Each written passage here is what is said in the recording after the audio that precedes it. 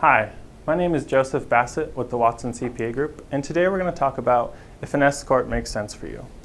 Now, one of the first questions we're going to ask when we're determining if an S-Corp makes sense is what's your net income, and is it over $30,000? And we get that number because you can expect to save 8 to 10% of your net business income when you elect S-Corporation status, and it also will cost around $2,800 to $3,000 typically a year to run your S-Corporation. And that's your 1120S filing, which is your business tax return for the S-Corp, your individual return, payroll fees, and a few other fees. So if that makes sense, we can go on to the next question, which is location. Just like real estate, location, location, location. It's also important in an S-Corp. New York City, Tennessee, and New Hampshire are unfriendly to S-Corps because of the tax they impose on them. But they still might be helpful for you if we need to optimize your Section 199A deduction. You can read more about that great business deduction on our blog post below, and it's also available in our book. The next question that we're going to ask is, do you have outside income that's close to reaching the Social Security limit? For 2019, the Social Security limit is $132,900. Now, if you do have outside income, an outside W-2 job, where you're earning quite a bit of money, an S-Corp could still make sense for you.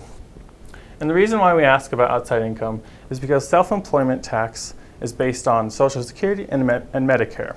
Social Security makes up 12.4% of it. So if you're already maxed out by your outside income, we would need your business income from the S-Corp to exceed over $200,000 to make up for the lost Social Security savings. Now, the next question we're going to ask is, do you have an LLC or other entity in place? Well, we might refer to it as your S-Corp. We're really referring to your LLC. So even though you have an LLC, you're just electing it to be taxed as an S-Corp.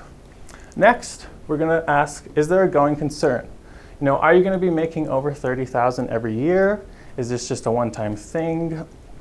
If there isn't a going concern, then we probably wouldn't recommend an S-Corp. But if you're going to continue to do this, the self-employment tax savings that you're going to save with an S-Corp will be beneficial.